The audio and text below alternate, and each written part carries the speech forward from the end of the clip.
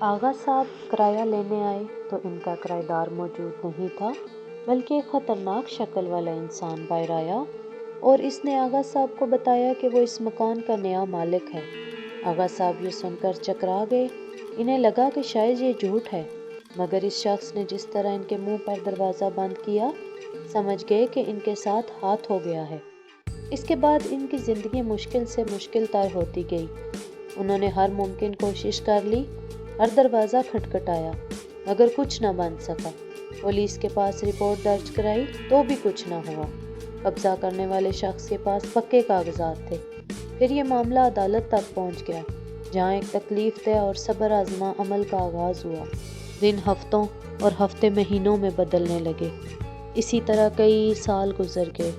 آغا صاحب کے پاس جو کچھ تھا انہوں نے مقدمے پر لگا دیا، پھر زیور اور گھر کے قیمتی اشیاء بیچیں، آخر میں قرض لیا، مگر نتیجہ کچھ نہ نکلا۔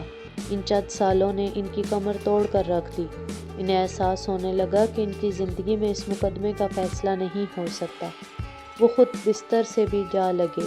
ان حالات میں اس نے اہلیہ ہی تھیں جو ان کا حوصلہ بڑھاتی اور صبر کرنے کا کہتی۔ آخر ایک دن آغا صاحب پھٹ پڑے، نہیں ہوتا مجھ سے صبر، اور کتنا صبر کروں، کب تک کروں؟ کہتے کہتے ان کو کھانسی کا دورہ پڑ گیا۔ کھانستے کھانستے بے حال ہو گئے۔ اہلیہ پانی لینے دوڑی اور احمر بھاگتا ہوا آیا اور ان کی پیٹھ سہلانے لگا۔ آغا صاحب نے پانی پیا، گہرے گہرے سانس لینے لگے، آہستہ سے بولے، بے شک ہمیں صبر کرنا چاہیے، لیکن اب میرے صبر کا پیمانہ بھر چکا ہے۔ ہم نے بلا وجہ مقدمہ بازی کی، اپنی جمع پونجی بھی لٹا دی، بال بال قرضے میں جکڑا ہوا ہے۔ لہٰذا میں نے فیصلہ کیا ہے کہ اب ہم مقدمے کا پیچھا نہیں کریں گے، نہ کسی کے خلاف ہائی کورٹ میں اپیل کریں گے۔ آغا صاحب نے آخری کوشش کی۔ چونکہ ان کے پاس مقدمے کی پیروی کے لیے اخراجات نہیں تھے، انہوں نے جج صاحب کو صاف بتا دیا۔